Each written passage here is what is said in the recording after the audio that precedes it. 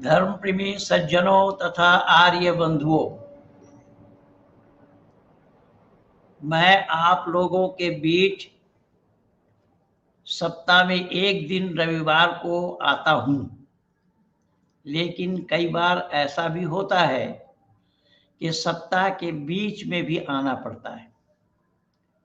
और सप्ताह के बीच में विशेषकर आज आने का कारण बना है कि अभी आज से 2 दिन पहले भारतवर्ष के अंदर में जो हृदय विदारक घटना घटी है, उसे मैं कब तक सहन करता और बर्दाश्त करता। इसलिए मैं उन सभी बातों को लेकर उपस्थित हुआ हूं, जिसमें पहला तो शाहरुख खान की वो स्वर्गीय लता मंगेशकर जी की मैयत पे जाना, और दूसरा कर्नाटक में बुर्का को लेकर या हिजाब को लेकर जो तमाशा इस्लाम वालों ने मचाया है, इसे और इन सब लोगों को, इनकी बात को समेटते हुए आर्य समाज की ओर से शास्त्रार्थ की एक खुली चुनौती हमारे अधिकारियों के द्वारा दिया गया है। उनकी जुबानी भी आप लोगों को सुनवाएंगे। और हमारे अधिकारी ने ये पहली बार नहीं, 2008 में भी इसी तरीके से शास्त्रार्थ की चुनौती दी थी। दिल्ली के आर्य समाज दीवान हॉल में वो शास्त्रार्थ रखा गया था, और 4 लाख की एक गाड़ी, उन दिनों में जो नया मॉडल निकला था मारुति वैन का, 4 लाख की गाड़ी को रखा गया था कि आर्य समाज की मान्यता को जो झूठा साबित करे, वैदिक सिद्धांत को जो झूठा प्रमाणित करे, हमारे विद्वानों को शास्त्रार्थ में जो हरा दे, वो 4 लाख की गाड़ी ले जाए। लेकिन आज मैं आप लोगों को और सुनाऊंगा कि हमारे अधिकारियों ने समय की नजाकत को देखते हुए, महंगाई की मार को देखते हुए अब 4 लाख नहीं, 21 लाख रुपया, सुनिए ध्यान से, 21 लाख रुपया इनाम के लिए घोषणा किया है कि वैदिक सिद्धांत को जो असत्य सिद्ध करे, सत्य सनातन वैदिक धर्म को जो असत्य सिद्ध करे, और इस्लाम, ईसाइयत, जैनी, बौद्धि आदि को धर्म सिद्ध कर पाए, और धर्म सिद्ध ना करने की दशा में जो उनकी हार होगी, और अगर वो सिद्ध कर पाएंगे तो 21 लाख रुपया इनाम उन्हें दिया जाएगा। एक बार फिर बोल रहा हूं मैं, 21 लाख रुपया का इनाम रखा गया है। जो हमें डिबेट में हरा दे, जो शास्त्रार्थ में हमें हरा दे, आर्य समाज को गलत सिद्ध करे, वैदिक सिद्धांत को गलत सिद्ध करे, यहां वितंडा की कोई आवश्यकता नहीं है और ना वितंडा की कोई गुंजाइश। ये केवल सत्य और असत्य को लेकर के चर्चा होगी। सत्य सनातन वैदिक धर्म सत्य क्यों है और बाकी जितने भी है वो असत्य क्यों है, उसे जनमानस में सिद्ध करके दिखाया जाएगा। और जो सत्य सनातन वैदिक धर्म को गलत सिद्ध करे, जो वैदिक मान्यता को गलत सिद्ध करे, उसे 21 लाख रुपया इनाम दिया जाएगा। ये हमारे अधिकारियों का ऐलान है। तो आज ऐसी बातों को लेकर मैं आप लोगों के बीच आया हूं और हमारे श्रद्धा भाजन माननीय कर्नल साहब मेरे कार्यक्रम में जुड़ गए हैं। मैं तहे दिल से उन्हें धन्यवाद देता हूं और अभिवादन करता हूं, नमस्ते कहता हूं कि जितनी भी व्यस्तता उनके पास हो, मैं एक बार उन्हें सूचना देता हूं तो फौरन वो सारा काम काज छोड़ करके मेरे साथ जुड़ जाते हैं। मैं उनका आभारी हूं और मरते दम तक रहूंगा भी। मैं माननीय कर्नल साहब का आभार व्यक्त करता हूं। तो आइए हम अपने विषय पर जाते हैं। आज पहला विषय मैं आप लोगों के बीच रखना चाहूंगा, जिस कारण मैं सप्ताह के बीच में आप लोगों के सानिध्य को पाने के लिए उपस्थित हुआ हूं। वो विषय मेरा ये है, शाहरुख खान का मैयत में जाना कुरान की रोशनी में। मैं ये लिख करके दिया हूं कि कुरान के दृष्टि में शाहरुख खान का स्वर्गीय लता मंगेशकर जी के मैयत में जाना उचित है या अनुचित, ठीक था या बेठीक, इसमें इस्लाम की मान्यता क्या है, अल्लाह क्या फरमा रहे हैं, और उसे भी मैं एक एक करके रखूंगा कुरान की आयतों के साथ। शाहरुख खान की हरकत को भी आप लोगों को दिखाऊंगा। पहले शाहरुख खान की हरकत को देख लीजिए, फिर उसके बाद मैं आ रहा हूं कुरान में अल्लाह ने क्या बोला। खान स्पष्ट रूप से भारत रत्न लता मंगेशकर जी की पार्थिव देह पर थूकता हुआ दिखाई दे रहा है। ये देखा आप लोगों ने, और उस दिन से ही बवाल मचा हुआ है। उस दिन से ही लोग चिल्ला चिल्ली कर रहे हैं, चिल्पो कर रहे हैं, शोर मचा रहे हैं, विभिन्न चैनलों में बैठ करके लोग भाषण झाड़ रहे हैं, पर सच्चाई क्या है, असलियत क्या है, उसे कहने को कोई तैयार नहीं। भाई उसको ये प्रमाणित तो करे कोई कि शाहरुख खान का वहां जाना इस्लाम के दृष्टि में ठीक है या बेठीक, कुरान के नजर में वो गलत है या सही, इसे कोई अब तक सिद्ध नहीं किया। इसलिए मैं सोचा कि इन्हीं बातों को उठाकर आप लोगों के बीच मैं लाया हूं कि कुरान में अल्लाह ने क्या जिक्र फरमाया है। कुरान में अल्लाह ने काफिरों के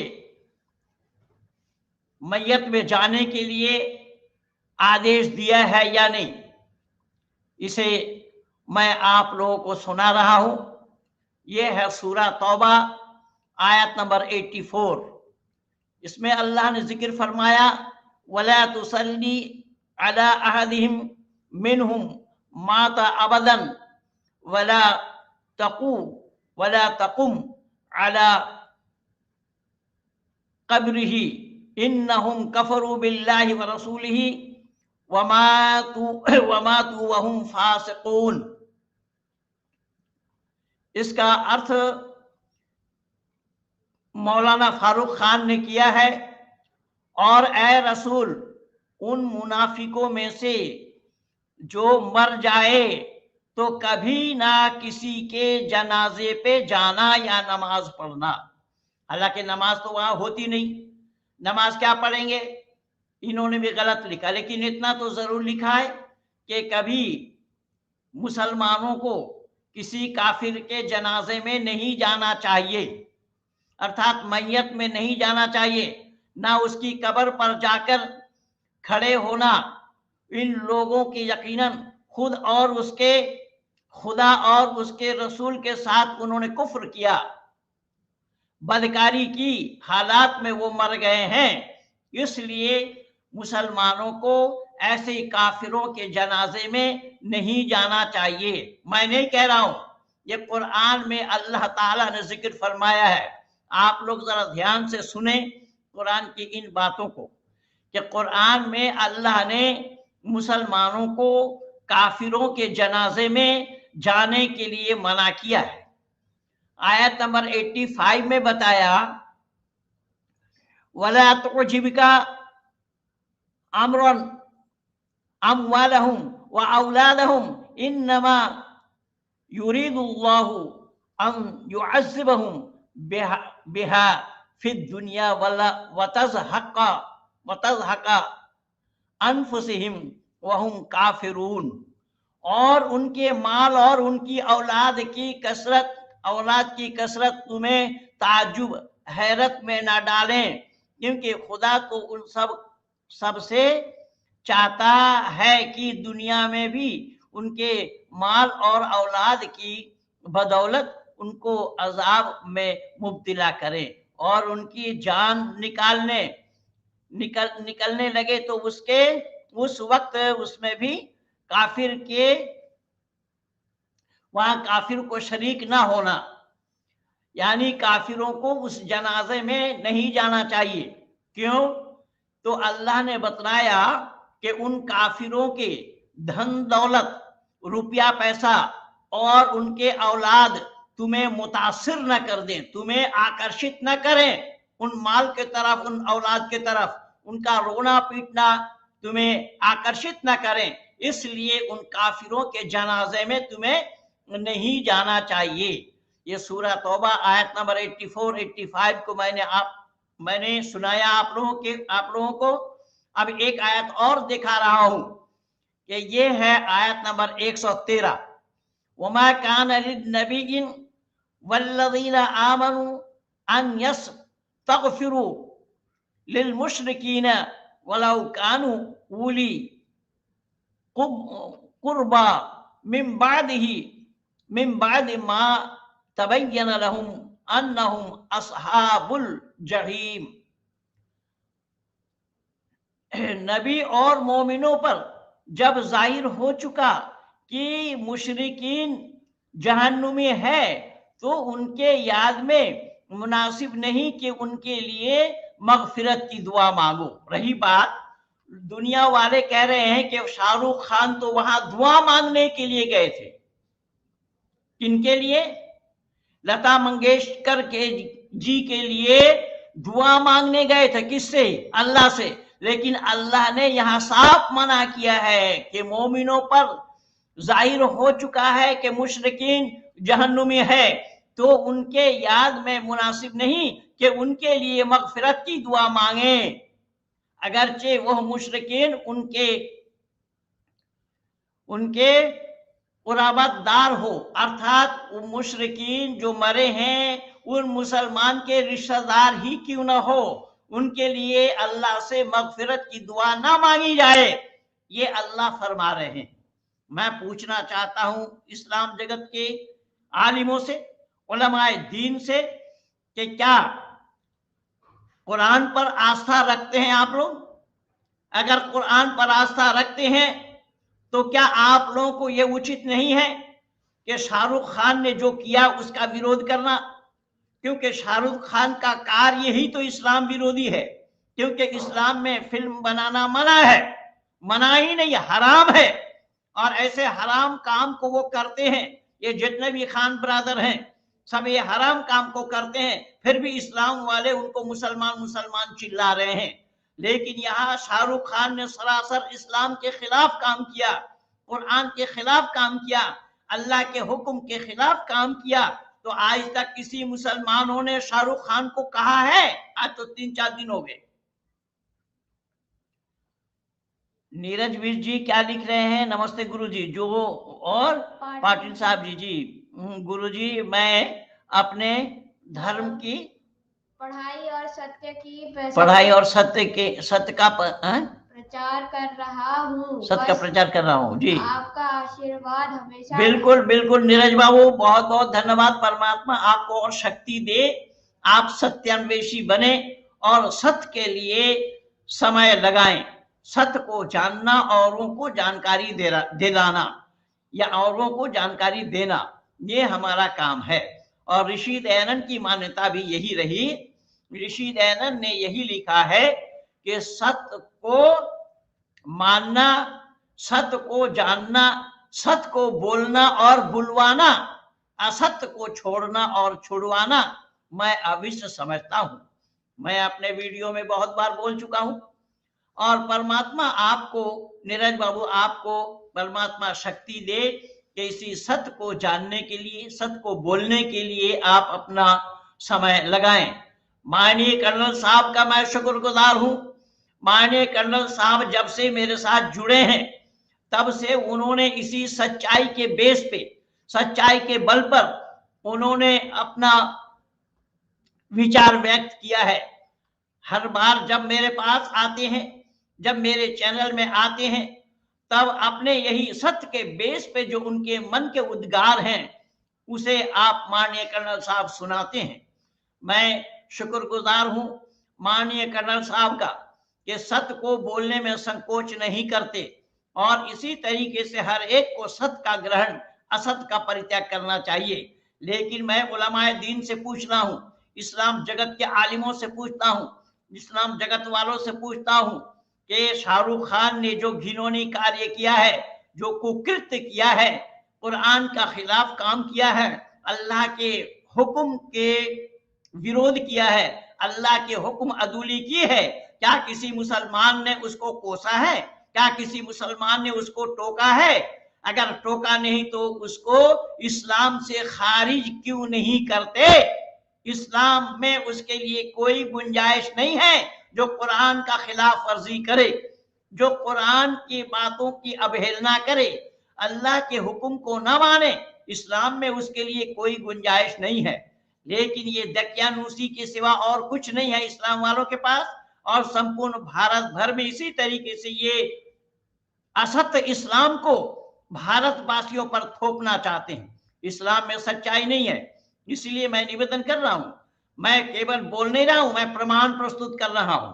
मेरे दिए गए इस प्रमाण को कोई झुटला कर देखे, मेरे दिए गए प्रमाण को कोई असत्य प्रमाणित करे, मेरे दिए गए प्रमाण को कोई झूठ बता कर देखे, तो मैं इस्लाम स्वीकार कर लूंगा।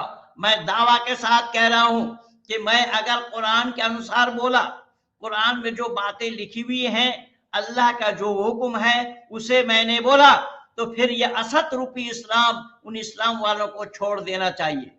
ये तो शाहरुख खान की बात रही और मैं प्रमाण के साथ ये आप लोगों को दिया हूं। और उसमें हदीस में भी क्या आया है ये देखिएगा कि हदसना मालिकु मिन इस्मा इला हदसना अबन उबैना अन अमरिन समिया जाहिरा रज़ियल्लाहु अन्हु क़ाल अना नबी सल्लल्लाहु अलैहि वसल्लम। यानी उसका मतलब बोल दिया, ऊपर लिखा है। ये प्रॉफिट ने क्या कहा है देखिएगा। प्रॉफिट ये कह रहे हैं, The prophet came to give the Abdullah bin Ubay after his body was buried. The body was brought out, and then the prophet put his saliva over the body and clothed it in his shirt. देखिए hello. ये हाँ हाँ, तो बोलिए। इसमें है हुजूर सल्लल्लाहु अलैहि वसल्लम अब्दुल्ला इब्न उबय, इनको मुनाफिकों का सरदार बोला जाता था। अब्दुल्ला बिन उबय को मुनाफिकों का सरदार बोला जाता था। After his body was buried, बिल्कुल बिल्कुल, मरने के बाद उसको कब्र से उठा करके उसमें थूक करके फिर दफनाया गया, ये बताया गया इसमें। बिल्कुल। अब देखिए अब्दुल्ला बिन उबय जो एक इस्लाम का मानने वाला नहीं था, मुनाफिक था, मर जाने के बाद उसको दफनाया गया और हुजूर सल्लल्लाहु अलैहि वसल्लम ने उसे कब्र से उठाकर उस पर थूक कर फिर दफनाया है। ये मैं नहीं कह रहा हूं, ये इनके हदीस है। तो मैं निवेदन कर रहा हूं कि इस तरीके से इस हिंस्र इस्लाम को जाने, अमानवीय इस्लाम को दुनिया के लोग जाने कि इस्लाम में अमानवीयता की पाठ कहाँ कहाँ है, क्या क्या है और कैसे कैसे है। मैं उसे अब 39 साल से उजागर करता आया हूं और मरते दम तक करता रहूंगा कि किस तरीके से अमानवीयता की बातें इस्लाम में है, चाहे वो कुरान में हो चाहे वो हदीस में हो। मैंने पंडित जी, इस अब्दुल्ला इब्ने उबय को अपने बेटे के हाथों से मरवाया था एक व्यक्ति ने। हाँ, तो इनका जन्म तो मारामारी से हुआ है। इनका जन्म तो मारामारी से हुआ है कि अल्लाह ने आदम को बनाया और आदम के दोनों बेटे को अल्लाह ने लड़वाया, एक के हाथ दूसरे को मरवाया और कौवा से उनको दफनाना सिखाया। ये तो है इस्लाम। आओ ना, किसको आना हो मैदान में आओ। खुली चुनौती है, खुला दरबार है। इस्लाम को धर्म सिद्ध करने के लिए, कुरान को कलामुल्लाह सिद्ध करने के लिए मैं खुली चुनौती दे रहा हूं कि आओ। इस्लाम शुरू से ही मारामारी सिखाया या नहीं, कत्ल करना सिखाया या नहीं, ये झगड़ा सिखाया या नहीं जो आज झगड़ रहे हैं। आज असदुद्दीन ओवैसी ने भी बकवास किया। अभी मैं एक दूरदर्शन चैनल में देख रहा था, वो जो सादा सादा दाग इनके हैं, क्या नाम है उसका, वारिस पठान साहब। वारिस पठान साहब। अब भारत में पठान कहां से आ जाएंगे? ये हिंदू के जन्म दिए हुए हैं, अपने को पठान कह रहे हैं। हिंदू के ही जन्म दिए हुए हैं, अपने को पठान कह रहे हैं। अब मैं निवेदन कर रहा हूं कि इनके पूर्वज हिंदू ही थे, कोई अरब से नहीं आया। और तो मैं बीर हकीकत राय वाले वीडियो में सुना दिया हूं क्या था क्या नहीं था, भारत गुलाम मुसलमानों का कैसा बना। तो मैं निवेदन कर रहा हूं, यहां पर एक चीज मैं देखा, ये चैनल वाले उन्हीं लोगों को बुलाते हैं जो इस्लाम के बारे में कुछ भी अता पता नहीं रखता। जैसा अभी तारिक फतेह को जरूर आप लोगों ने सुना होगा। तारिक फतेह को तो न्यूज चैनल में उसको बढ़ावा दिया, जी न्यूज में उसको प्रोजेक्ट किया गया। और जबकि तारिक फतेह जब पहली बार इंडिया आया तो दिल्ली में मुझसे फोन करके मिलने के लिए मुझे बुलाया। लबीब भारद्वाज जो अखिल भारत हिंदू महासभा का कार्यकर्ता है, उनके पास फोन आया था और वो मुझे साथ लेकर के गए थे।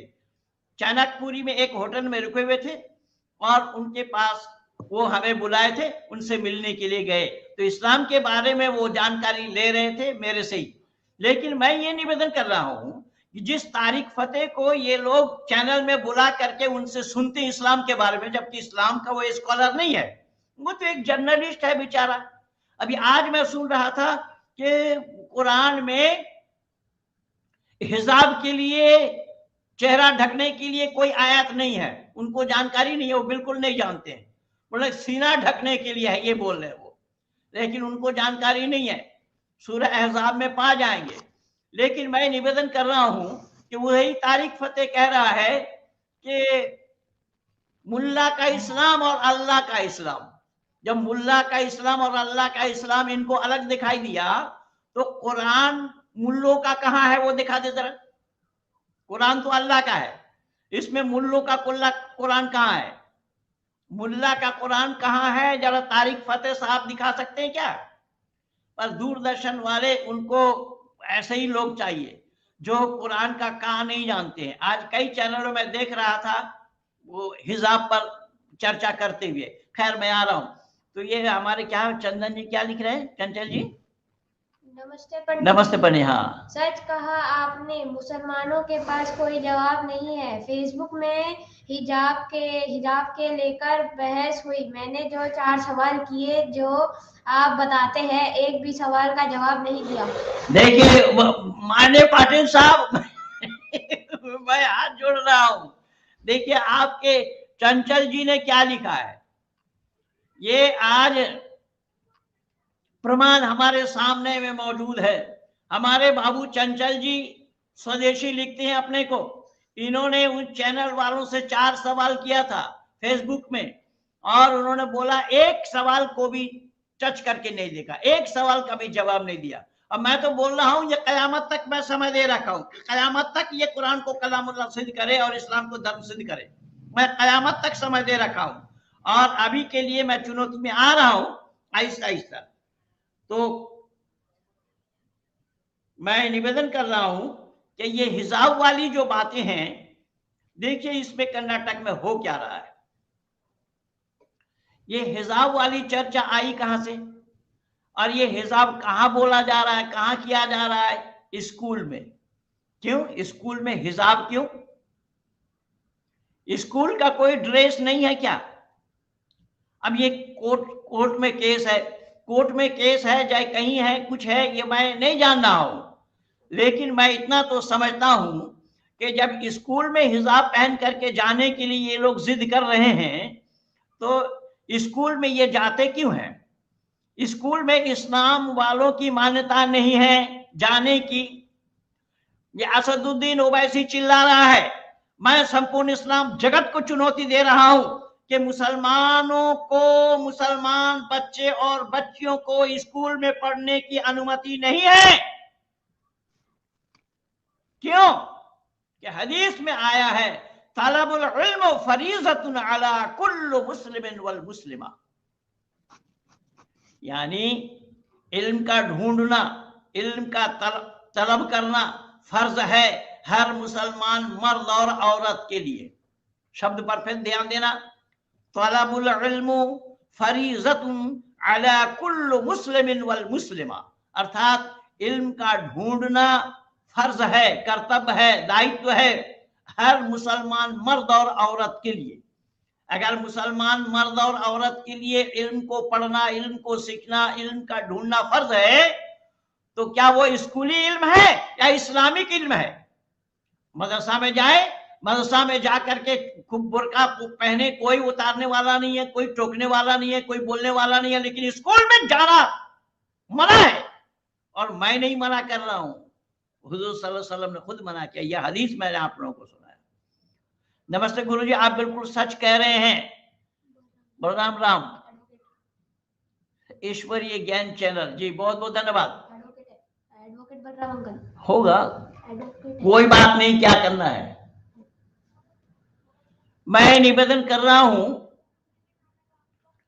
कि मुसलमान मर्द और औरत को इल्म का सीखना अगर फर्ज है तो वो इस्लामिक इल्म है, मदरसा वाला इल्म है। वो उससे बाहर वाला इल्म सीखने के लिए नहीं बोला गया, नहीं बताया गया। और मैं चुनौती दे रहा हूं, आज जिसको हिम्मत हो वो सामने आकर के डिबेट करे, मुझे गलत सिद्ध करके दिखाए, मुझे झूठा प्रमाणित करके दिखाए, मुझे असत सिद्ध करके दिखाए। 21 लाख रुपया का इनाम रखा गया है, मैं दावा के साथ कह रहा हूं और दिखा भी दूंगा आपको। 21 लाख रुपया का इनाम रखा गया है और ज्यादा दिन की आवश्यकता नहीं है, ज्यादा दूर की बात नहीं है। इसी फरवरी महीने के 27 तारीख को, 27 फरवरी 2022 के दिन में गौतम बुद्ध नगर जिला में बम्बावड़ ग्राम में एक ऋषि दयानंद का जन्म उत्सव मना रहे हैं और उसी में 21 लाख रुपया इनाम के लिए हमारे अधिकारियों ने घोषणा की है। क्या आर्य समाज को मिथ्या बता के, आर्य समाज को गलत सिद्ध करके, महेंद्र पाल को गलत सिद्ध करके, महेंद्र पाल के वक्तव्य को गलत सिद्ध करे तो 21,000 रुपया इनाम ले जाए। मैं बोला हूं पहले ही कि इससे पहले भी 2008 में ये काम हुआ था, वहां पर भी कोई नहीं आया मेरे से डिबेट करने के लिए। एक आया था कश्मीर से, वो भी स्टेज के ऊपर नहीं आया, स्टेज पर नहीं आया, वो कार्यालय में बैठे बैठे मेरे से बात करके वो वहीं से ही रफू चक्कर हो लिया। ये प्रमाण मेरे पास मौजूद है, क्योंकि सच वही होता है जो सर पर चढ़कर बोलता है। आज 39 वर्षों से मैं यही तहलका मचा रहा हूं संपूर्ण विश्व के आंगन में। सीमा बेटी क्या लिख रहे हैं? कुरान में कहीं भी महिलाओं के लिए इज्जत जैसी कोई बात नहीं है, फिर भी मुसलमान महिलाएं कुरान के मुताबिक क्यों अपने आप को डाल रही हैं? कृपया कर कुरान की सच्चाई जो महिलाओं के प्रति है उसको सामने लाने का कष्ट करें। यही तो बोला जा रहा है, सामने नहीं लाए, अभी भी पीछे रखा गया क्या?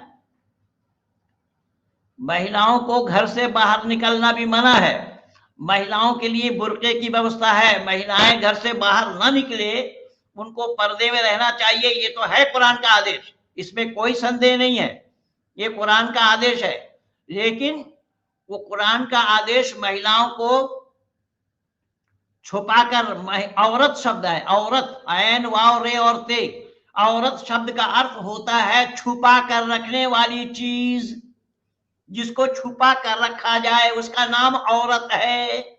यानी पुरुषों के यहां से यहां तक ये भी सुतून औरत कहा जाता है, इतना हिस्सा को खोल करके कोई नमाज नहीं पढ़ सकता। तो औरत की मानी छुपा कर रखने वाली चीज है, तो घर से बाहर क्यों निकलते हो? घर से बाहर निकलने मत दो, घर में ही पढ़ाओ लिखाओ। क्या कहना चाह रहे हैं संदीपन जी? जी, मैं यही कहना चाहता हूं कि जिस मस्जिद में शैतान नहीं आता, उस मस्जिद में भी औरत नहीं जा सकती। जिस मस्जिद में शैतान नहीं आता, शैतान मस्जिद से दूर रहता है, उस मस्जिद में औरत नहीं जा सकती नमाज पढ़ने, क्योंकि औरतों का कोई जमात नहीं होता। जी, तो खैर मैं ये निवेदन कर रहा था कि औरत मानी छुपा कर रखने वाली चीज, जिसको छुपा कर रखा जाए। इसमें 3 चीज मुख्य रूप से बताया गया है, खाना, दौलत, औरत, ये 3 चीज। हाँ दादा नमस्ते। 3 चीज को छुपा कर रखा जाए। कौन सी? खाना, खाना छुपा कर खाओ, छुप कर खाओ, दौलत छुपा कर रखो, और औरत को भी छुपा कर रखो। ये मैंने बोला, इस्लामिक सिद्धांत बोल रहा है, इस्लामिक तरीका बोल रहा है। इसीलिए औरत के मानी छुपा कर रखने वाली वस्तु, जिसको लिखने में ऐन, वाव, रे और ते, ये 4 हुरूफ लगाए जाते हैं। 4 अक्षर के एक साथ जोड़ने से उच्चारण बनेगा औरत। औरत के मानी छुपा कर रखने वाली वस्तु, छुपा कर रखने वाली चीज। इसलिए संपूर्ण इस्लाम जगत को मैं चुनौती दे रहा हूं, जो छुपा कर रखने वाली वस्तु है उसे खुल्लम खुल्ला क्यों भेज रहे हो बाजार में? बाजार जाने के अधिकारी तो आए नहीं, घर से बाहर निकलने के लिए उसको कोई अवसर मुहैया नहीं कराया अल्लाह ने। अल्लाह ने अगर इस्लाम के दावेदार हो तो इस्लाम में जो बातें हैं उसको क्यों नहीं मानते? अभी मैं सुन रहा था एक चैनल में कि ये हमारा मौलिक अधिकार है हिजाब पहनना। भाई मौलिक अधिकार है, इसको कोई रोक नहीं रहा है, तुम्हारा मौलिक अधिकार है, तुम पहनो ना, पर स्कूल में क्यों जाओगे? स्कूल का निजी ड्रेस नहीं है क्या? स्कूल में जाने का तुम्हारा क्या हक है? तुम अपना मौलिक अधिकार लेकर के, क्या उस मौलिक अधिकार में संविधान में लिखा है कि हाँ उस मौलिक अधिकार वाला ड्रेस को पहन करके तुम स्कूल जाओ? तो ये सब बकवास कर रहे हैं। ये भारतवर्ष के अंदर में एक इस्लामिक फोबिया चलाने का प्रयास कर रहे हैं ये लोग। ये इस तरीके से भारतवर्ष को अस्थिर करना चाहते हैं। तो मैं आज 2 टुक में इन लोगों को यह चुनौती दे रहा हूं, अगर इस्लाम चिल्लाना है तो जाना किसके माँ ने दूध पिलाई है, चीन में जाकर के क्यों नहीं बोल रहा है? चीन में जाकर के बोल करके दिखा ना। जिस चीन में कुरान को गटर में डाला गया है, जिस चीन में मस्जिद को तोड़ी गई है, जिस चीन में इस्लाम का अस्तित्व समाप्त किया गया है, जिस चीन में दाढ़ी को मुड़वाया जा रहा है, कहां है तुम्हारा इस्लाम, कहां है सुन्नत? चीन में जाकर के क्यों नहीं कर रहे हो? अभी पाकिस्तान की हिम्मत देखिए। और ये जो कार कंपनी, कई कार कंपनी को मैं देख रहा था न्यूज में, कई कार कंपनियों ने कश्मीर को लेकर के भारत पर टन कसाए। अरे तू यहां व्यापार करने के लिए आया है या राजनीति करने के लिए आया भाई? ये सब कुल मिला करके जो कुछ भी हो रहा है ये मानवता विरुद्ध कार्य हो रहा है। और पाकिस्तान भी कूदा इसमें, पाकिस्तान भी कूदा। हाँ हिजाब हमारा अधिकार है, पाकिस्तान हिजाब अधिकार है, तो ये शाहरुख, ये क्या नाम है इसमें जो प्रधानमंत्री है इस समय, अरे पाकिस्तान का, इमरान खान साहब, इमरान खान की पत्नी कई बार चैनल में आई, वो कहाँ बुर्का पहन करके आई।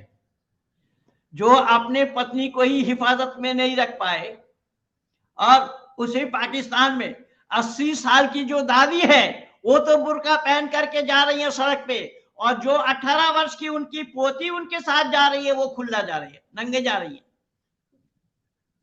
मिस्र में तो बुर्का पर प्रतिबंध है, और मिस्री महिला सबसे ज्यादा सुंदर होती है, लेकिन उन्होंने आंदोलन किया बुर्का नहीं पहनेंगे।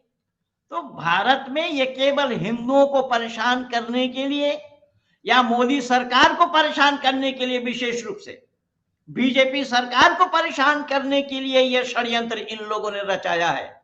इसलिए चाहे असदुद्दीन ओवैसी हो, वह इंशाअल्लाह इंशाअल्लाह चिल्ला रहा है, पर इंशाअल्लाह तो तू आज चुनाव के समय में इंशाअल्लाह कह रहा है, चुनाव से पहले अल्लाह नहीं था क्या? वो अल्लाह तेरी कहां सुनी है? अल्लाह तेरी बात सुने हैं क्या? अल्लाह तेरी बात अगर सुनते होते तो इलेक्शन में जाकर के तुझे प्रचार करना पड़ता। और आज मैं एक चीज और भी बता रहा हूं कि अल्लाह जो कुछ भी चाहता है वही होता है, अल्लाह के चाहे बगैर कुछ नहीं होता। एक दो जगह नहीं, कुरान भरा पड़ा है, जहां बोलेंगे वहीं से मैं दिखा दूंगा कि अल्लाह के चाहे बगैर कुछ नहीं होता। तो अल्लाह के चाहे बगैर अगर कुछ नहीं होता तो उन लड़कियों का विरोध अगर कर्नाटक स्कूल में हुआ है तो अल्लाह ने चाहा कि नहीं चाहा? बोले असदुद्दीन ओवैसी, असदुद्दीन ओवैसी बोले या XYZ कोई और बोले, ये वारिस पठान बोले या पठान का वारिस बोले, जिसको हिम्मत हो सामने आओ। इसलिए मैं निवेदन कर रहा हूं, इसी हिम्मत दिखाने के लिए शास्त्रार्थ वाली चुनौती हमारी ओर से दी हुई है, और हमारे अधिकारियों ने भी शास्त्रार्थ के लिए चुनौती दिया है। में गलती निकाल दे, आर्य समाज में नहीं, आर्य समाज में यदि गलती निकाल दे तो 21 लाख रुपए का इनाम उसको दिया जाएगा। ये महर्षि ईरान वेद संस्थान द्वारा यह अनुष्ठान किया जा रहा है।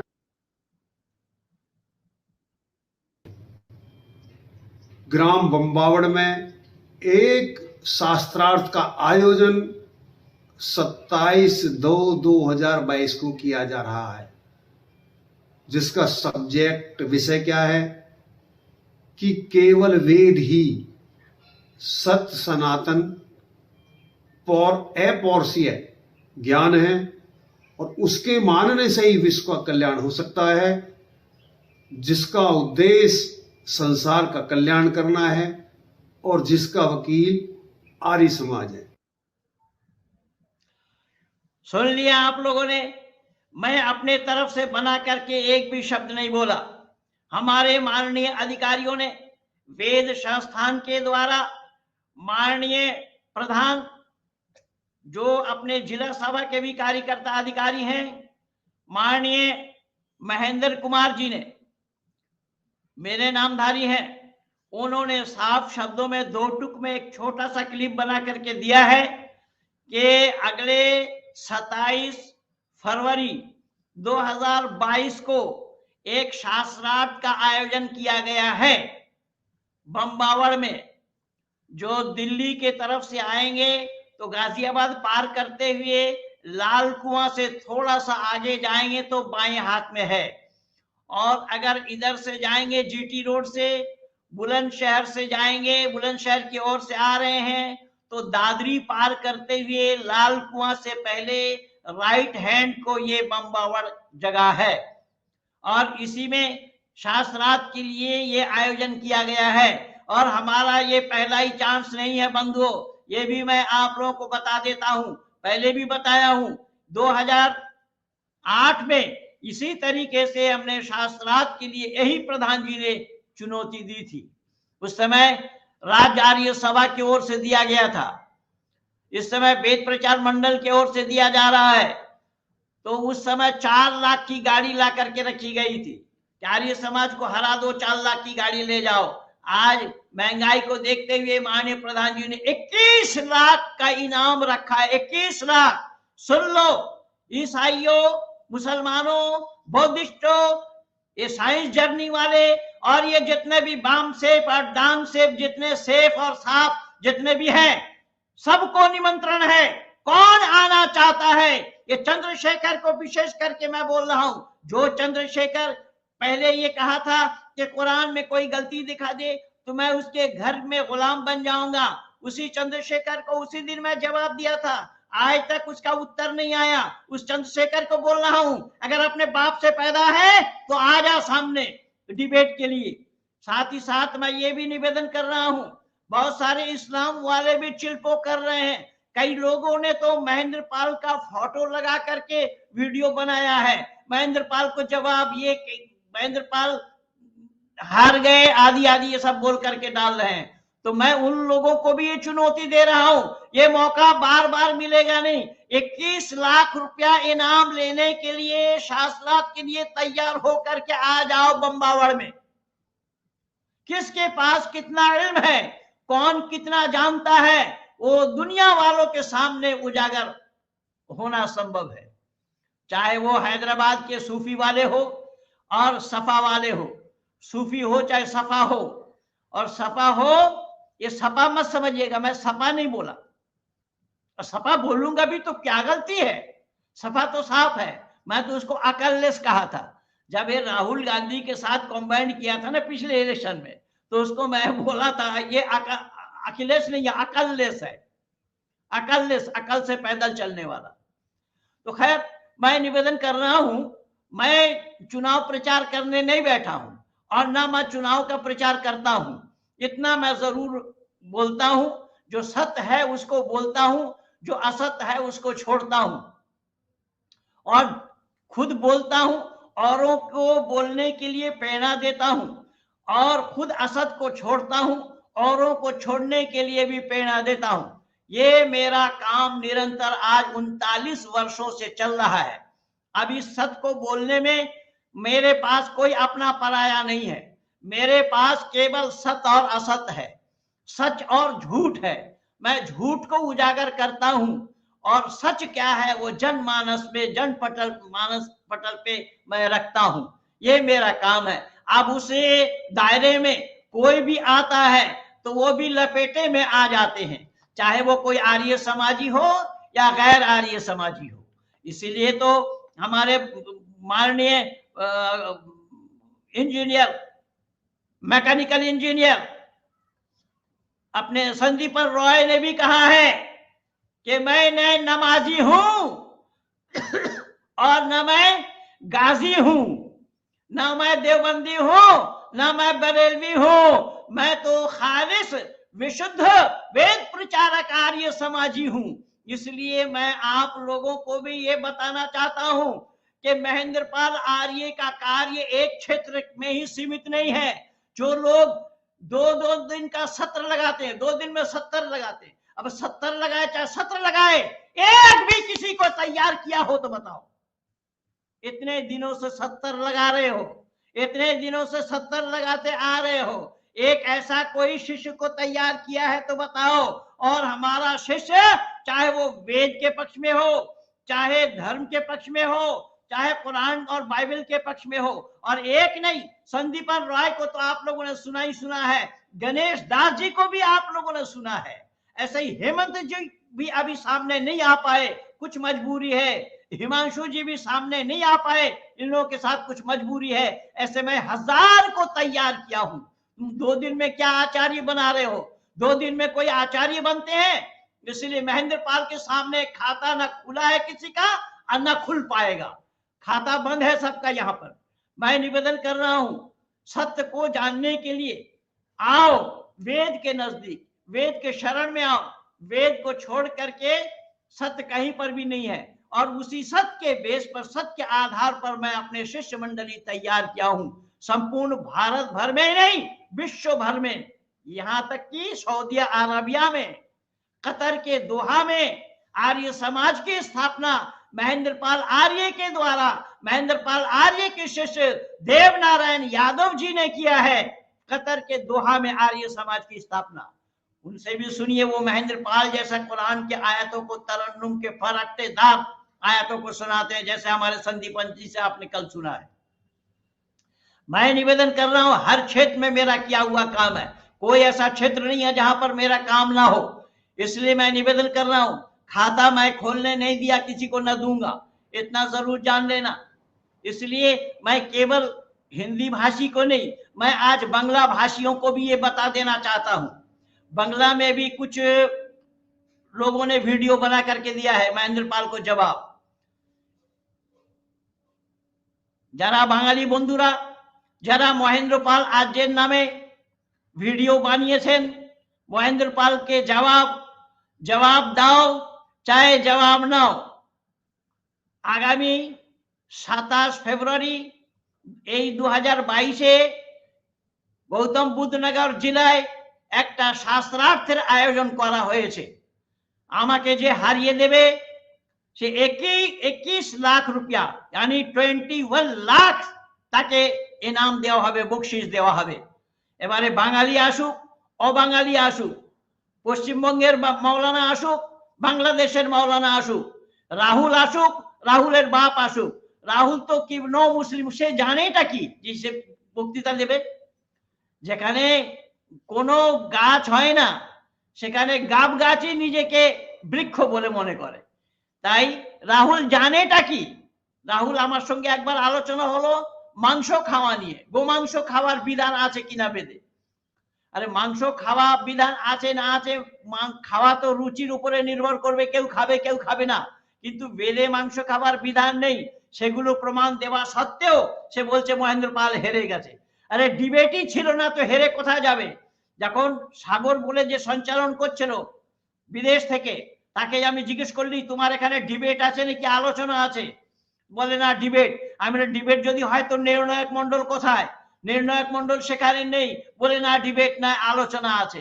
তো আলোচনায় হয়েছে, সেই আলোচনা আলো আলাদা হয়ে গেল আর চোনা আলাদা হয়ে গেল। আয় রাহুল আয়, তোকেই বলছি আমি, তুই তো সত্যাত প্রকাশ নিয়ে গেছি কলকাতা আর্য সমাজ থেকে। আয় ইসলামের উপরে ডিবেট করে দেখা, ইসলামকে কি তুই জানিস, কতটা জানিস, কতটা তোর জানকারি আছে ইসলাম সম্পর্কে, কোরআন সম্পর্কে, তাই নিয়ে আয়। রাহুল আয়, 14 খানদানকে নিয়ে আয়। তো 14 খানদান তো সব হিন্দু ছিল, তোর বাপেই হিন্দু ছিল, সে মুসলমান হয়েছে, তুই তো তারই সন্তান, তুই इस्लामेर की जानिस। এই জন্য आज कई दिन पहले जो फोन आया था ना मेरे से, वो राहुल का ही चेला है, उसने फोन किया था। तो जब लोगों ने फोन पर फोन उसको करने लगा तब वो हक्का बक्का रह गया। এই জন্য বাঙালিদের বলছি আমি, পশ্চিমবঙ্গের মাওলানা হোক, চাहे বাংলাদেশের মাওলানা হোক, পূর্ববঙ্গের মাওলানা হোক, যারা ইসলামকে ধর্ম সিদ্ধ করতে পারে, কোরআনকে কালামুল্লাহ সিদ্ধ করতে পারে, তারা আসুক। এই ফেব্রুয়ারি মাসের 27 তারিখে 2022-এর গৌতম বুদ্ধনগর জেলায় বাম্বাবাড় নামক গ্রামে শাস্ত্রার্থের আয়োজন করা হয়েছে। যে শাস্ত্রার্থে আমাকে হারিয়ে দেবে 21 লক্ষ টাকা তাকে দেওয়া হবে। এখানে লিখিত প্রচার করা হয়েছে। আসুক, কে জানে কার কাছে বিদ্যা আছে, কে বিদ্যা নিয়ে চলছে, সামনে আসলেই বোঝা যাবে। এই জন্য বেশি আর আগে না বেড়ে আমি চাইবো, সন্দীপন রায় আমার সঙ্গে জুড়ে আছে, সন্দীপন রায় দুটো একটি কথা নিশ্চয়ই বলবে আপনাদের সম্মুখে। সন্দীপন, তুমি বলো তোমার বিচার কি আছে এই যে সমস্ত বিষয় নিয়ে আমি আলোচনা করলাম, সেই সব বিষয়গুলো শুনেছো নিশ্চয়ই, তোমার কি বলার আছে দুটো শব্দ নিশ্চয়ই বলো, তারপর মাননীয় কর্নেল সাহেব বলবেন। আমি এইটাই বলতে চাইছি যে কোরআনটাকে কালামুল্লাহ প্রমাণিত করো, সেই রাহুল হোক আর রাহুলের যে কোনো সেই বাংলাদেশি সেই নাস্তিকদের সঙ্গে যারা ডিবেট করে তারা হোক, সামনে আসুক, কোরআনটাকে কালামুল্লাহ প্রমাণিত করুক। আর ওপেন চ্যালেঞ্জ আমি আমার তরফ থেকেও দিচ্ছি, আমাকে কেউ হারিয়ে দেখ আমার টাচে যতজন আছে আমি তাকে মুসলমান করে দেব বা ইসাই করে দেব, যেই আসবে না কেন। আর ওই জন্য আমি বলছি যে যে সামর্থ্য রাখে কোরআনকে কালামুল্লাহ প্রমাণিত করার, সে আসুক। আর সে যদি কোরআনকে কালামুল্লাহ প্রমাণিত করে তাহলে আমরা সাঙ্গপাঙ্গ ইসলাম স্বীকার করে নেব। আর সে যদি কোরআনটাকে কালামুল্লাহ প্রমাণিত না করতে পারে তাহলে তাকে বেদের সান্নিধ্যে আসতে হবে। সে কোরআনে এক ঈশ্বরবাদ আছে এটা যদি প্রমাণিত না করতে পারে সেকে বেদের সান্নিধ্যে আসতে হবে। আর পণ্ডিতজি তো মানে 40 বছর বিগত 40 বছর হয়ে গেছে, 40 বছরে তো এখন অব্দি কেউ খাতা খুলতে পারেননি ওনার সামনে, আর খাতা খুলতে পারবে কি করে? এই বই তো কিংবদন্তির বই, এতে কিংবদন্তি ভরার আছে প্রথম থেকে লাস্ট অব্দি। তো এই আমি বলবো যে যারা ইচ্ছুক তারা আসো, এসে শাস্ত্রার্থ করুন, এইটাই আমি বলতে চাই। ধন্যবাদ। माननीय कर्नल साहब, ये आपका बच्चा मैकेनिकल इंजीनियर श्री संदीपन रॉय जी ने भी अपने तरफ से बांग्ला भाषा में चुनौती दाग दिया है कि कलामुल्लाह सिद्ध करो कुरान को और इस्लाम को धर्म सिद्ध करो। तो मेरी तरफ से भी ये चुनौती है कि हम लोग जितने भी रहेंगे सांगो पांग इस्लाम स्वीकार करेंगे, और इतनी बड़ी चुनौती इस्लाम को शायद आज तक किसी ने ना दी हो। साथ ही साथ उन्होंने ये भी बताया कि अगर सिद्ध ना करने की दशा में फिर आप लोग सत्य सनातन वैदिक धर्म को स्वीकारें। সজল বাবু কি লিখছে? নমস্কার পণ্ডিতজি, আপনাকে হাজারো প্রণাম, আপনার কাজ চালিয়ে যান। ধন্যবাদ বাবা। ये सजल दास जी लिख रहे हैं कि पंडित जी आपको नमस्कार और हजारों प्रणाम, आप अपना काम चलाते जाइए। बहुत बहुत धन्यवाद आपको। तो मैंने निवेदन किया माननीय कर्नल साहब कि हमारे संदीपन जी ने भी अपने ओर से ये चैलेंज बांग्ला भाषियों को दिया है। बंगाल के चाहे पूर्वी बंगाल हो या पश्चिम बंगाल हो, कोई भी आलिम अगर आ सकते हैं तो ये गौतम बुद्ध नगर जिला में बम्बावड़ ग्राम में आप लोग डिबेट के लिए आइए और हम लोगों को हराकर 21 लाख रुपया इनाम में ले जाइए। ये खुला चैलेंज है, ओपन चैलेंज है, ये चुनौती है। आइए, जिनको आना हो वो सामने आकर के डिबेट करें। गुरुजी আপনাকে কেউ হারাতে পারবে না। এখন সেটা তো তুমি বলছো বাবা সজীব বাবু, এ তো তুমি বলছো কেউ হারাতে পারবে না। এখন যাই না, শেরের উপরে সবা শের আছে, কেউ বের হতে হচ্ছে না সাহস করে, বের হয়ে আসুক তবেই তো বোঝা যাবে কে পারবে কে পারবে না। যাই হোক, तो माननीय कर्नल साहब आपसे भी मैं गुजारिश करूंगा, विनती करूंगा कि हमारे बच्चों की तैयारी आपने देखी है और हमने अपने बच्चों को किस प्रकार से तैयार किया है हर क्षेत्र में, चाहे वो वेद क्षेत्र हो, धर्म के क्षेत्र हो, वैदिक परंपरा के क्षेत्र में हो, वैदिक मान्यता के क्षेत्र में हो, इस्लामिक मान्यता के क्षेत्र में हो, ईसाईयत मान्यता के क्षेत्र में हो और बौद्धिस्ट मान्यता के क्षेत्र में हो। आज तक इन लोगों को ओपन चैलेंज किसी ने नहीं दिया था जो आज ओपन चैलेंज मैं दे रहा हूं, और हमारे शिष्य मंडली ने भी दिया है। गणेश दास जी से अभी थोड़ी देर पहले मेरी बात हुई है, गणेश दास जी भी इस तरीके से लगे हुए हैं। गणेश दास जी एक सिक्किम के पादरी से वार्ता कर रहे हैं। तो मैं निवेदन करूं, क्या लिखा था, मैं निवेदन कर रहा हूं माननीय कर्नल साहब, आपसे हाथ जोड़ करके ये विनती करूंगा कि आपने ये देखा और सुना, हमारा काम को आप तो देख ही रहे हैं और हमारे वक्तव्य दिए हुए वक्तव्य मेरे द्वारा, मेरे शिष्य मंडलियों के द्वारा दिए हुए वक्तव्य को भी सुन रहे हैं। आप भी 2 शब्द जरूर बोलिए। पंडित जी पुनश्च नमस्ते। संदीपन जी आपको भी नमस्ते। नमस्ते।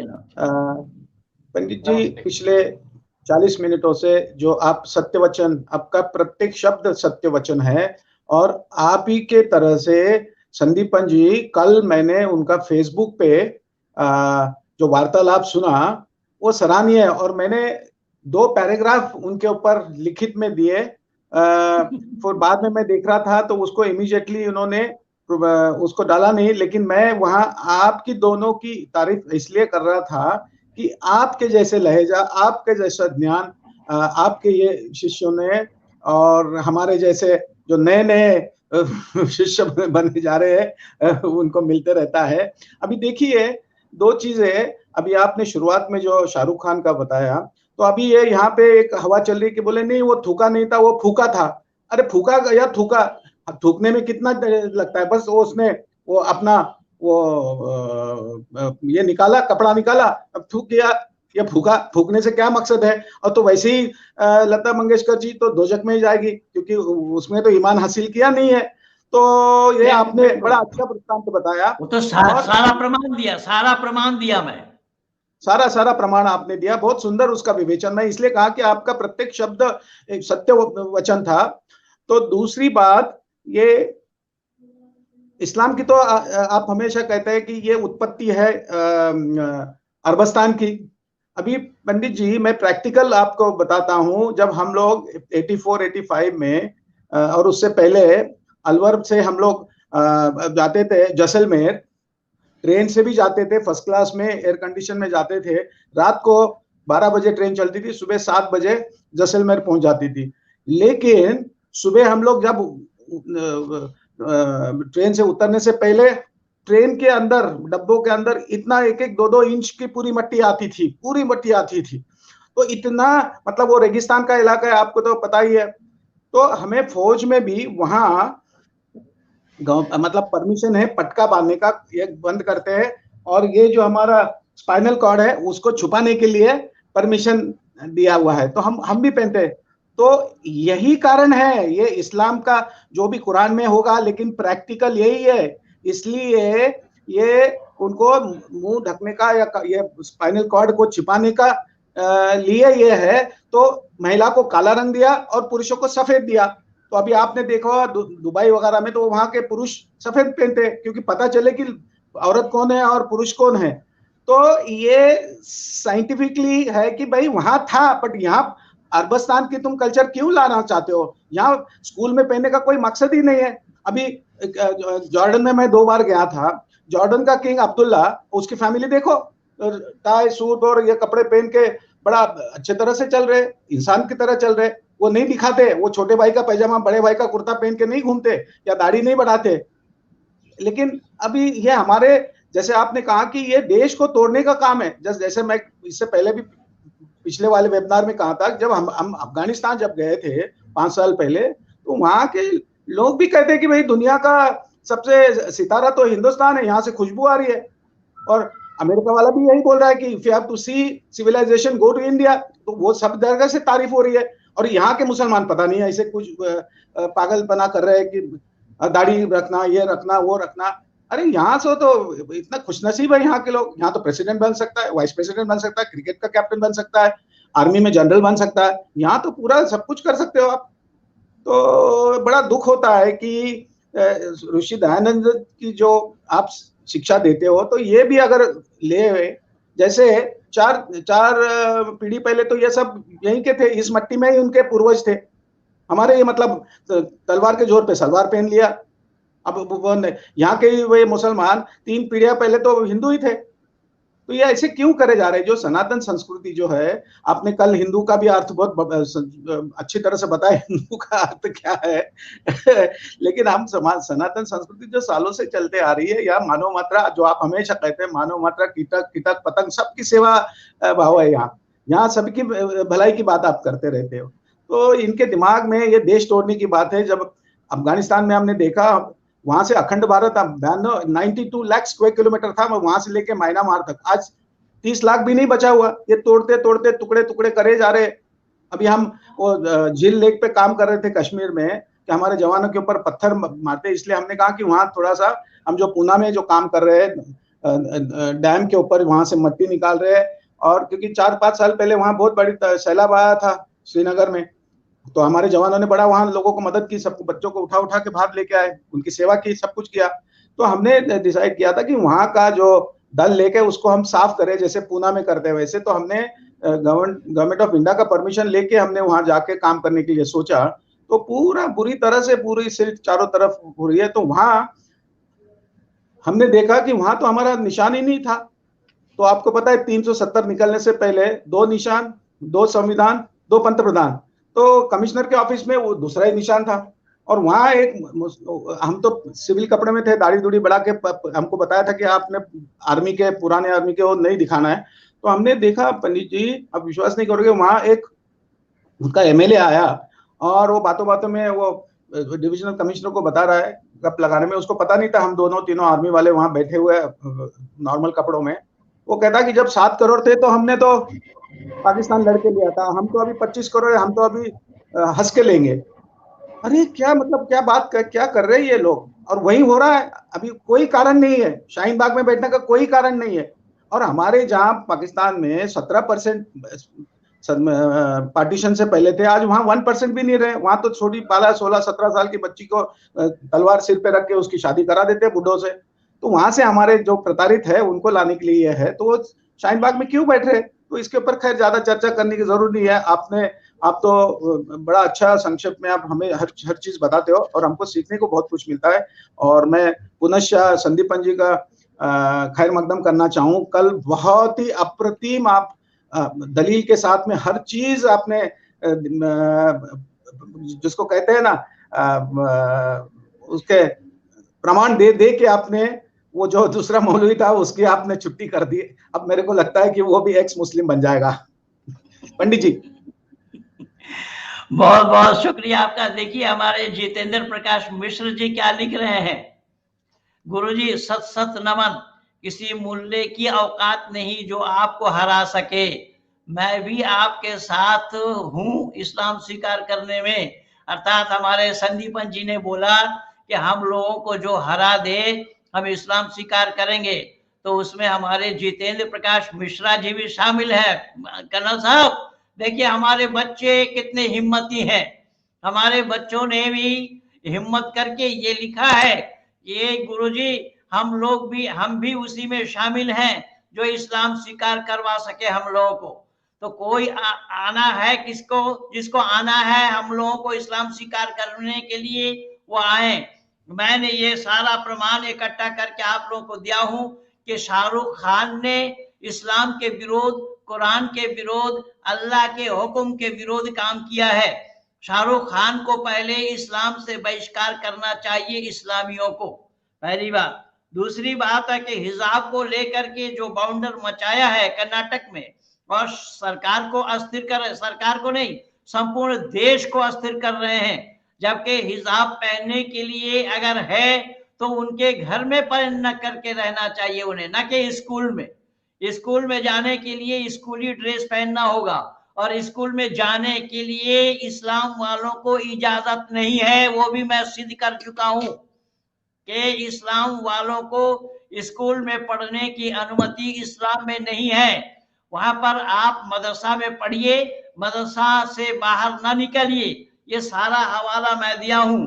और शास्त्रार्थ के लिए चुनौती हमारे माननीय अधिकारी ने दिया है, उसे भी मैं आप लोगों के सामने रखा हूं। तो मैं और अतिक्रमण न करता हुआ मैं चाहूंगा कि ये जो कार्यक्रम यहाँ रखा गया है, कि ये विशेष करके ये जो हो रहा है भारतवर्ष के अंदर में, ये सब अमानवीय व्यवहार हो रहा है। और ये अमानवीय व्यवहार इस्लाम के मानने वालों के द्वारा किया जा रहा है। चीन ने इसको बहुत अच्छी तरीके से नापा है। चीन ने इस्लाम को सही ढंग से नापा है, और नाप करके ही उसने कटिंग किया है। कटिंग, क्योंकि कुर्ता बनाने के लिए तो काटना पड़ेगा ना, तो चीन ने सही ढंग से नाप करके ही काटा है। भारत अगर चीन से वही शिक्षा लेते होते तो इनका चिल्पो बंद हो जाता। तो हो सकता है कि आने वाला समय में कुछ ऐसी व्यवस्था हो जो इनका चिल्पो बंद हो जाए। और मैं तो खुला चुनौती दिया हूं इस्लाम वालों को, चाहे वो किसी भी देश का मुसलमान हो, इस्लाम वालों को चुनौती दिया हूं कि इस्लाम को धर्म सिद्ध करो और कुरान को कलामुल्लाह सिद्ध करके दिखाओ। मेरी खुली चुनौती है, और 21 लाख रुपया इनाम लेकर के जाओ। इन्हीं शब्दों के साथ मैं ये भी बताऊंगा कि मेरे बनाए हुए शिष्य किस तरीके से चारों दिशाओं में काम कर रहे हैं। आप लोगों ने देखा होगा, ये काम किसी और के द्वारा नहीं हुआ है, न कर पाया है किसी ने। जितना भी जो चिल्पो करे वो वहीं तक ही सीमित है। आगे उसका काम नहीं है। लेकिन मैं आज 39 वर्षों से केवल एक जगह सीमित नहीं हूं, मैं अपना क्षेत्र बनाया हूं। मैं संपूर्ण विश्व के आंगन में दुनिया वालों को सच्चाई से रूबरू कराया हूं। हमारे भाई मगनलाल जी आए थे, अभी किसी कारण वो डिस्कनेक्ट हो गए। भाई मगनलाल जी हमें मिले हैं और आप लोगों ने देखा कि आए दिन हम सत्या प्रकाश का वितरण जनमानस में कर रहे हैं। एक मिनट, हम सत्या प्रकाश को लोगों तक पहुंचा रहे हैं, वैदिक साहित्य को लोगों तक पहुंचा रहे हैं, जिसमें हमें 100 सत्या प्रकाश दान में मिला है बांग्ला भाषा में। शिलीगुड़ी आर्य समाज के प्रधान माननीय बाबू राजकुमार जी ने, भाई हमारे आनंद शर्मा जी, डॉक्टर आनंद शर्मा जी, जो द्वारिका आर्य समाज के अधिकारी है सेक्टर 11 के, उन्होंने कहा कि पंडित जी आपका काम देख करके मैं बांग्ला सत्या प्रकाश भैया से पूछता हूं कितना स्टॉक है उनके पास। तो फिर उन्होंने 100 सत्या प्रकाश हमें भेज दिया है बांग्ला भाषा में। तो ये मत समझिएगा केवल बांग्ला भाषा, भारतीय प्रांत में, प्रांतीय भाषा में, भारत भर में जितने भी प्रांतीय भाषा है, सभी प्रांतीय भाषा में सत्या प्रकाश और वैदिक साहित्य को हम निःशुल्क अपने जेब से डाक खर्च लगा करके भेज रहे हैं। कुछ लोग ये कहते हैं कि आप मुफ्त में दे रहे हैं, मुफ्त वाली सामान, मुफ्त में मिला हुआ सामान लोग उतना महत्व नहीं समझेंगे। तो हम लोग तो तैयार करके तब दे रहे हैं उनको तैयार करते हैं पहले कि भाई हम आपको रूबरू कराएंगे सत्य से, लेकिन प्रॉमिस करिए आप उन किताब को पढ़ेंगे या नहीं। आप उन किताब को अगर पढ़ेंगे, उसको समझने का प्रयास करेंगे, जो बातें समझ में ना आए हमसे पूछिएगा, हम उसका जवाब देंगे।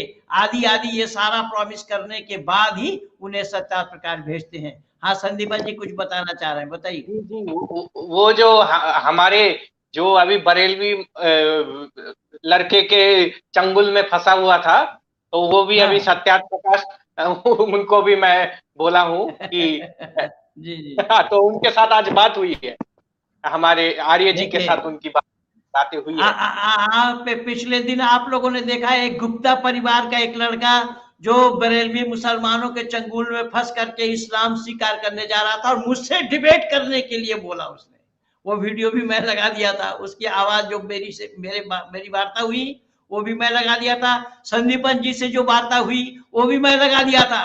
और आज जादू संदीपन जी बता रहे हैं कि आज वो आर्य जी यानी भाई मगनलाल जी से भी बात किया और सत्या प्रकाश पढ़ रहा है। वो यही तो जादू है, अरे यही तो जादू है जो सर पर चढ़कर बोलता है, आओ जिसको आना हो सत्य के नजदीक आओ, सत्य को स्वीकार करो, सत्य को ग्रहण करो, असत को छोड़ो।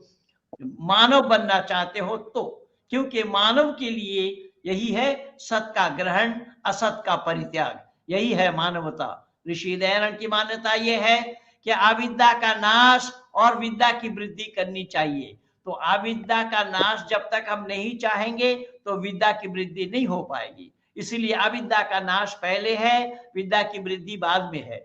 जो लोग कल्टीवेशन करते हैं, खेती करते हैं, उन्हें भी मालूम है कि खेत में अनाज बोने के लिए खरपतवार बाहर निकालना पड़ता। पहले खरपतवार के ऊपर कोई अनाज नहीं बोता है।